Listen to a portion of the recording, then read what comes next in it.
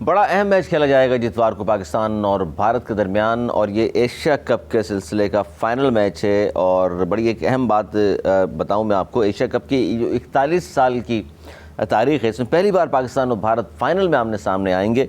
और इससे पहले जो 16 एडिशंस हो चुके हैं उसमें भारत 8 बार जीत चुका है एशिया कप को, जबकि श्रीलंका 6 बार और पाकिस्तान 2 बार एशिया कप का चैम्पियन बन चुका।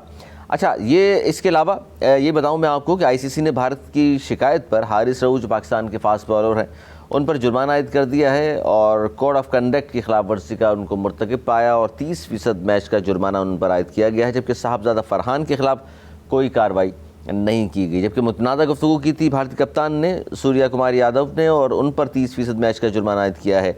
फाइनल मैच में क्या कुछ हो सकता है, क्या तब्दीलियाँ होनी चाहिए पाकिस्तान की जानिब से और मैच का नतीजा क्या आ सकता है, इस पर हमारे साथ मौजूद हैं सीनियर तजज़ेकार शोएब रहमान। बहुत शुक्रिया शोएब रहमान। सबसे पहले तो ये बताइए कि पाकिस्तान और भारत का जो मैच इतवार को हो रहा है एशिया कप में, पहली बार ऐसा हो रहा है कि पाकिस्तान और भारत फाइनल में आमने सामने होंगे, आपकी क्या ये बड़ी जी जी क्या लगता है आपको? जी वालेकुम सलाम।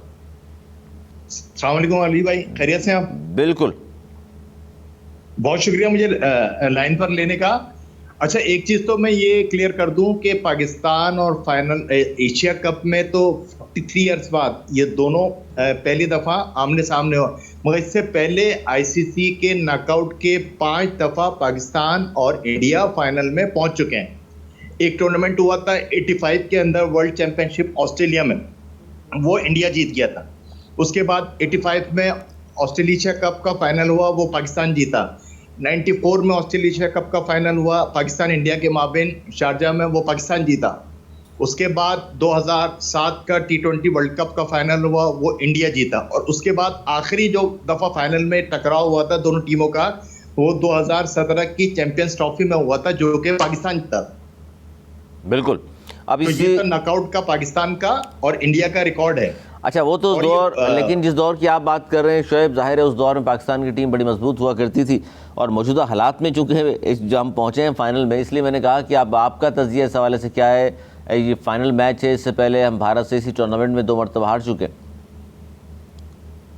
नहीं, बड़ी खुशाइन बात है, ये बात आपकी बिल्कुल दुरुस्त है कि जनाब 2010 और 12 के बाद से जो है हमारी टीम इंडिया के मुकाबले में थोड़ी सी कमज़ोर नज़र आई है। बहरहाल 2017 की अगर हम देखें, हमारी रिसेंट पास में जो कामयाबी रही है वो भी 2017 की होगी, तकरीबन 8 साल पुरानी बात। और नो डाउट कि आजकल जब हम मॉडर्न डेज क्रिकेट को देखते हैं तो इंडिया की टीम एक तगड़ी टीम है, मगर हमारी टीम भी बहरहाल इतनी बुरी नहीं है। मगर आजकल जो इंडिया का हशर हमारे सामने होता था पहले, अगर हम 2000 से पीछे जाएं, वही कंडीशन अब हमारी हो गई है। बिल्कुल, कि हम एक अच्छा खासा मैच खेलते खेलते इंडिया के खिलाफ अपने नर्व्स पे कंट्रोल नहीं कर पाते और मैच हम हार जाते हैं उसको। तो हमारे प्लेयर्स को फाइनल के अंदर थोड़ा नर्व्स को अपने कंट्रोल करना होगा, वो बहुत ज़रूरी है। अच्छा, और क्या देख रहे हैं दोनों टीमों में, क्या फ़र्क क्या नज़र आ रहा है आपको? सिर्फ यही नफ्सियाती बर्तरी या नफ्स पे कंट्रोल की आप बात कर रहे हैं, जबकि दूसरी जानिब हमने देखा कि तमाम शोबों में आउट क्लास किया था उन्होंने, लेकिन ज़ाहिर है हमारे पास भी हारिस रऊफ भी है, शाहीन भी मौजूद है। फिर बैटिंग में बात करें तो फ़खर जमान से बड़ी उम्मीदें हैं, साहबजादा फरहान अच्छी फॉर्म में है। क्या लग रहा है आपको? अली भाई, अगर हम मैन टू मैन बात करें, अगर हम क्रिकेट की टर्म्स में मैन टू मैन बात करें, तो हमारे प्लेयर्स का इंडियन प्लेयर्स से मुकाबला इतना बनता नहीं है। मकसद उस पर इंडिया को एडवांटेज हासिल है कि अगर हम उनका अभिषेक शर्मा को देखें, तलकराज देखें, सैमसन देखें, सूर्य कुमार यादव को देखें, कुलदीप नैयर को देखें, ठीक है, हमारे पास भी बॉलर हैं, हमारे पास साहबजादा फरहान भी है, हमारे पास साइम अयूब भी है, हमारे पास सलमान अली आगा भी है। मगर देखिए T20 में एक चीज़ देखी जाती है, स्ट्राइक रेट, जो कि बहुत ज़रूरी है। तो हम अगर ओपनर के स्ट्राइक रेट की बात करते हैं तो उनके जो दोनों ओपनर हैं उनके स्ट्राइक रेट आता है 172। हमारा साइम हो, साहबजादा फरहान हो या फ़खर हो, इनका स्ट्राइक रेट आता है 132 और उनका आता है 170, सॉरी, इंडिया के।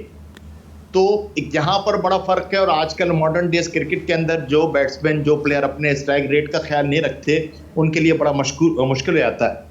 तो हम बहरहाल तवक्का कर सकते हैं, जिस तरीके से हमने श्रीलंका को हराया, जिस तरीके से हमने बांग्लादेश को हराया, हमारी टीम ने 135 रन के एक कम हदफ पर उनका टारगेट दिया और उसको बड़े शानदार तरीके से अचीव किया।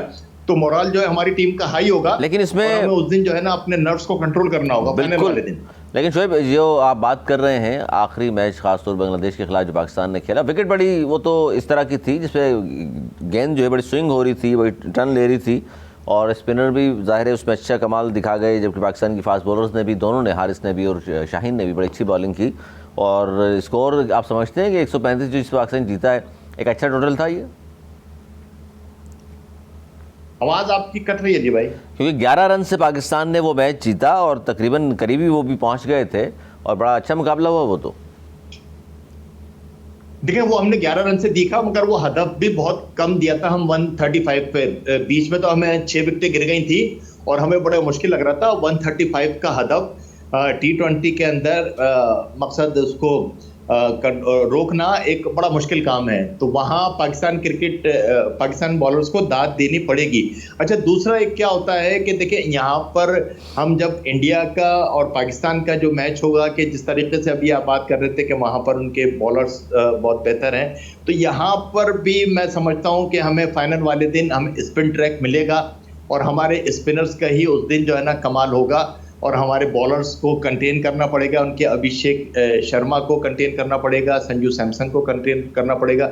शुरू के ओवर्स में अगर हमारे बॉलर्स ने या शाहीन शाह, देखिए हमें वहाँ पर जो है ना स्विंगिंग ट्रैक नहीं मिलेगा फाइनल वाले दिन, ये तो आप भूल जाएं, क्योंकि उनको पता है कि यहाँ पर हारिस रऊफ है हमारे पास और शाहीन शाह अफरीदी हैं, तो हमें स्पिन ट्रैक ही मिलेगा। और इंडिया के स्पिनर्स जो हैं वो क्वालिटी स्पिनर है, बहुत बेहतर है, तो हमें भी इस हिसाब से प्लानिंग करना पड़ेगी और हमें फाइनल के अंदर अपने कम से कम 3 स्पिनर्स के जो रेगुलर स्पिनर्स हैं उनके साथ जाना पड़ेगा।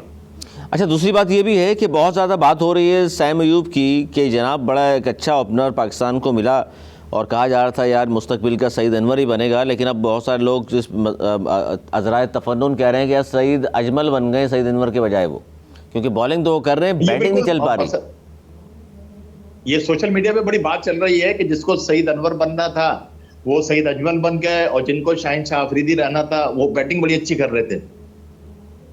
तो बहरहाल ये तो खैर चल एक बात चल रही है। और ये नहीं, जिस तरह की मैंने इसलिए पूछा शोएब आपसे, इसलिए पूछा कि जिस तरह की बैटिंग परफॉर्मेंस रही है साइम अयूब की, 3-4 बार तो 0 पे आउट हो चुके हैं, उसके बावजूद भी आप समझते हैं कि फाइनल में मौका दिया जाना चाहिए उन्हें?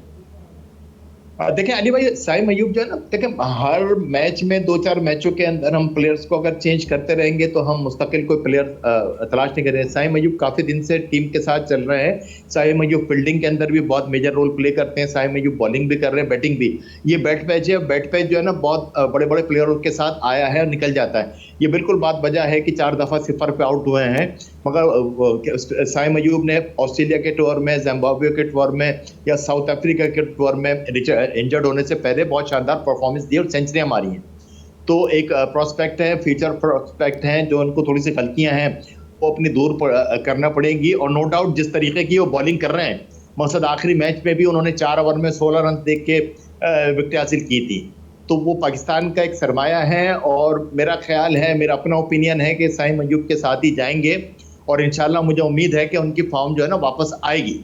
अच्छा, बाबर और रिजवान की याद बहुत आ रही है लोगों को, कहते हैं कि जी ये दोनों नहीं है तो इतना मुश्किल पाकिस्तान को हुई, वरना जिस तरह की टीमों से पाकिस्तान का मुकाबला था, अगर ये 2 होते तो पाकिस्तान इस टूर्नामेंट में सबसे मजबूत टीम होती। क्या दुरुस्त है ये बात? नहीं, ये मेरा अपना ओपिनियन है, ये बिल्कुल भी दुरुस्त बात नहीं है। देखें अली भाई, आज अगर हमारी टीम जवाल पजीर हुई है, आज हमारी टीम अगर इस सतह पर पहुंची है, तो ये बाबर और रिजवानी टीम का हिस्सा थे ना 2019 के बाद से। देखिए 2019 के बाद के जो कप्तान थे ना, जिन्होंने ये बड़ा बोल्ड डिसीजन लिया था कि सरफराज को हटा के बाबर आजम को कप्तानी दी थी, तो हमारी टीम वहां से जवाल पजीर हुई। और बाबर आजम और रिजवान ही थे कि जनाब हम जब वो T20 वर्ल्ड कप हो रहा था अमेरिका और वेस्ट इंडीज के अंदर, तो इंडिया को हमने 119 रन पे आउट कर दिया था। और बाबर और रिजवान वो मैच भी 113 रन पे हम ऑल आउट हो गए थे, 6 रन से हार गए थे। तो बाबर और रिजवान की मौजूदगी में हम ICC के 8 इवेंट हारे हैं। अच्छा, ये मैंने नहीं निकाला, टीम मैनेजमेंट में लोग बैठे हैं वो भी तो देख रहे हैं ना। नहीं, वो देख रहे हैं, लेकिन मतलब ये लेकिन बहुत सारे लोग फिर देखिए, जब आप बात करते हैं परफॉर्मेंस की मजमूई तौर पे, लेकिन फिर जब उनका ट्रैक रिकॉर्ड ज़ाती दोनों का देखा जाए तो उनसे बड़ा बैट्समैन पाकिस्तान में भी इस वक्त तो कोई मौजूद ही नहीं। अली भाई देखिए, एक जाती रिकॉर्ड और एक टीम के रिकॉर्ड वो दोनों देखे जाते हैं। एक प्लेयर अगर एक मैच के अंदर 50 कर दे, 100 कर दे और मैच हार जाए, तो वो 100 और वो 50 भाड़ में जाती है। मकसद वो फिर किसी गिनती में नहीं आती। एक बैट्समैन अगर 40 रन बना के अपने टीम को मैच जिता देता है तो वो हमेशा याद रखे जाते हैं। बाबर और रिजवान के आप मैच विनर उठा के देख लें। मैच विनर की अगर बात करेंगे तो फिर तो बहुत सारे बड़े बड़े प्लेयर्स हैं जिन्होंने 10-10, 15-15 हज़ार रन बनाए, लेकिन मैच विनर उनको नहीं कहा जाता। नहीं देखें, हम हमेशा हिस्ट्री में अगर याद रखते हैं तो हम मैच विनर कहते हैं अपना जावेद मियांदाद को मैच विनर कहते हैं, हम इंजमाम उल हक को मैच विनर कहते हैं, हम यूनुस खान को मैच विनर कहते हैं, हम शुएब अख्तर को, वसीम अकरम को। इनके रिकॉर्ड हैं। अगर किन्होंने और जो भी हमारे पास के अंदर बड़े प्लेयर रहे हैं तो उनका कंट्रीब्यूशन रहा है। ये दो नाम इतने बड़े बन गए कि इनका आप बाबर आजम कोई सिवाय एक आध मैच के कोई टेस्ट में आप बता दें, कोई ओडीआई में आप बता दें कि कितने मैचेस उन्होंने सिंगल हैंडेडली दिखा। अच्छा, ये मेरा तज्जिया नहीं है। अगर उनका तज्जिया इतना ही अच्छा होता तो वो बाहर नहीं होते टीम के आज, और आज हमारी टीम का एक मकाम होता। जब बाबर आजम टीम के T20 के कप्तान बने थे, हमारी टीम T20 में नंबर 1 थी, और जब बाबर आजम T20 से हटे हैं तो हमारी टीम T20 में 9वें नंबर पर आ गई है। तो अली भाई ये चीज़ अच्छा, लेकिन आप देखिए, आप जो तनकीद कर रहे हो दुरुस्त है, लेकिन अगर आप उनकी कप्तानी पे बात कर रहे हैं तो दुरुस्त है, लेकिन बतौर एक बैट्समैन के तौर पे टीम के साथ वो मौजूद रहें तो आप नहीं समझते तो बहुत फ़ायदा होगा? नहीं देखे ना, उनके जो बाबर आजम पे दौर आया है ना, ये दौर मियांदाद पे भी आया था। जो बाबर आजम पे दौर आया, ये दौर यूनुस खान पे भी आया। लोगों ने बगावत कर दी, उनकी कप्तानी में खेलने से इनकार कर दिया। मियांदाद को जब कप्तानी गई तो 9 प्लेयर्स ने माजिद खान की, जहीर अब्बास की, इमरान खान की क़यादत में ग्रुप बना के उनको टीम से हटा दिया। मगर मियांदाद ने या यूनुस खान की कप्तानी ने, यूनुस खान 2009 का वर्ल्ड कप जीते थे, मगर टीम के 9 प्लेयर उनके अगेंस्ट हो गए। तो यूनुस खान ने कप्तानी को खैरबाद किया, मियांदाद ने कप्तानी को खैरबाद किया, रिटायर होने तक अपनी बैटिंग पे तवज्जो दी। मगर बाबर आजम ने ये नहीं किया कि जनाब हटने के बाद उनकी ख्वाहिश रही कि उनको दोबारा कप्तान बना दिया जाए। वो मेरे हिसाब से उन्होंने गलत स्ट्रेटजी अपनाई, या उन्होंने सोशल मीडिया पे कंपेन करा दी। अब बाबर आजम के रिकॉर्ड वो अपडेट करते कि जनाब कोहली ने आज तक शेखुपुरा में सेंचुरी नहीं बनाई। अब कोहली शेखुपुरा खेलने नहीं आया। बुध को कजाफी स्टेडियम में 10:15 बजे बाबर आजम ने 50 रन बनाए। इस किस्म की सोशल मीडिया पे टीम जो है ना रिकॉर्ड अपडेट। अच्छा, अब ये बताइए शोएब भाई, ये बताइए कि अब भारत और पाकिस्तान का फाइनल है, और उससे पहले जो 2 खबरें आई हैं, आईसीसी ने भारतीय शिकायत पर हारिस रऊफ पर 30% मैच का जुर्माना आयद कर दिया। साहबजादा फरहान तो खैर बच गए, लेकिन मुतनाज़ा गुफ्तगू पर भारतीय कप्तान सूर्य कुमार यादव पर भी 30% जुर्माना आयद किया गया है। वो जो इशारे उन्होंने किए थे हारिस रऊफ ने उस पर, और मुतनाज़ा गुफ्तगू की थी भारतीय कप्तान ने, आईसीसी का ये फैसला है, क्या समझते हैं इसको आप? देखें अली भाई, इसमें आईसीसी जो है ना एक बड़ा 22 किस्म का रोल अदा करती है। इंटरनेशनल क्रिकेट काउंसिल से हटके वो इंडियन क्रिकेट काउंसिल बनी है 2008 के अंदर। मैं आपको अगर आप बोले तो धोनी की आप तस्वीर ढूंढिएगा, वो फायरिंग करते हुए नजर आएंगे। श्रीलंका का और इंडिया का मैच था। इसी तरीके से 2012-13 के अंदर धोनी ने इंडियन आर्मी के ग्लव्स पहन के उनको क्या नाम है ट्रिब्यूट पेश किया था। तो आईसीसी ने वहां तो कभी वो नहीं किया। और रहा सवाल ये इशारों का, तो यार इशारों से आप क्या समझ रहे हो कि आप क्यों हजीमत हुई है जंग के अंदर पाकिस्तान के खिलाफ, तो इंडिया वो हजीमत मिटाने के लिए उसको लग रहा है कि यार किसी और महाज पे तो मैं पाकिस्तान से जीत नहीं सकता। तो क्रिकेट ऐसा है, यहां पर ये इशू खड़ा कर दिया जाए। अच्छा, सूर्य कुमार यादव की आईसीसी के कोड ऑफ कंडक्ट में लिखा हुआ है कि आप आईसीसी के प्लेटफॉर्म को सियासी तौर पर इस्तेमाल नहीं कर सकते। सूर्य कुमार यादव का तो बिल्कुल कैटेगोरिकली वो सियासी तौर पर इस्तेमाल कर रहे थे, उन पे जुर्माना ज्यादा बनता था। अच्छा, इशारे कोई आईसीसी के कोड ऑफ कंडक्ट में थोड़ी लिखे हुए कि आप बल्ले को पिस्टल की तरह बना दें, तो क्या मतलब वो जरूरी थोड़ी है पिस्टल की तरह बने। मगर इंडिया अब 6-0 का इशारा, भाई 6-0 कुछ भी हो सकता है, मगर इंडिया को लगता है कि आज जो भी 6 का इशारा करेगा वो राफेल की तरफ करेगा। अच्छा देखिए, मसला ये है कि उनके 6 राफेल गिर गए। मसला तो ये आईसीसी का 22 डिसीजन है, और मैं इसको बिल्कुल नहीं मानता। आप 22 आईसीसी को चाहिए कि न्यूट्रल रहे। आप 22 तो कह रहे हैं, लेकिन एक बात ये भी है शोएब रहमान के भारतीय भी और हम भी जानते तो है ना 6-0 का इशारा क्या है। आपकी आवाज कट रही है। मैंने कहा हम भी और आप भी जानते तो है ना 6-0 का इशारा क्या है। भाई देखे ना, जब आप कानूनी तौर पर आप जानने की बात और एक लीगली प्रूव करने की बात दो अलग हो जाती है ना। तो यहां पर आप एक इशारा दे दिया, ये तो हम और आप जानते हैं। अगर कोई लॉ के अंदर तो नहीं लिखा हुआ कि आप बल्ले को इस तरह नहीं लॉ हिला में नहीं है, सकते। लॉ में नहीं लॉ है, के लेकिन अंदर चूंकि इजारादारी है। बहुत शुक्रिया शोएब रहमान, आप हमसे बात कर रहे थे। और ख़ासतौर पाकिस्तान और भारत के दरमियान संडे को जो मैच हो रहा है उस पर हमने गुफ्तगू की शोएब रहमान से और उनका तज़किया हासिल किया। उन्होंने कहा कि जनाब पाकिस्तान, अगर ज़ाहिर है पाकिस्तान की टीम पिछले कई दहाई से हम देख रहे हैं कि भारत के ख़िलाफ़ अगर किसी बड़े मैच में पाकिस्तानी प्लेयर्स उतरते हैं, क्रिकेट के मैदान की बात हो रही है, जंग में तो जो हमने उनके साथ कर दिया है वो तो सारी उम्र वो याद रखेंगे, लेकिन सिर्फ खेल में एक टीम ने जीतना होता है, एक ने हारना होता है। लेकिन पाकिस्तान की टीम भी बहुत अच्छी, ऐसी बात नहीं, कम बैक किया है और उसकी अब भारतीय भी तारीफ़ कर रहे हैं। तो संडे का मैच बहुत अच्छा होने वाला है जी। जबकि ICC ने जो शिकायत जुर्माना आयद किया है उस पर भी गम गुस्से का इज़हार कर रहे हैं पाकिस्तानी। वो कह रहे हैं हारिस रऊफ़ का ऐसा कोई इशारा था ही नहीं जिसको हम कहें कि कोई नाज़िबा इशारा कर दिया उन्होंने। और भारतीय कप्तान की जो गुफ्तगू है जिस पर 30% जुर्माना आयद किया गया वो बिल्कुल दुरुस्त है, बल्कि 30% कम आयद किया गया है, क्योंकि इशारा तो ज़ाहिर इस तरह का नहीं था वो, लेकिन गुफ्तगू जो उन्होंने की थी वो सियासत को ले आए खेल में। लेकिन ICC ज़ेर तसल्लुत कह लीजिए और भारत इजारादारी कह लीजिए, चूँकि वहाँ मौजूद है ICC में, तो जो दिल चाहता है वो उनसे फ़ैसले हासिल करते हैं। अगले प्रोग्राम तक के लिए मुझे इजाज़त, अल्लाह के बाद।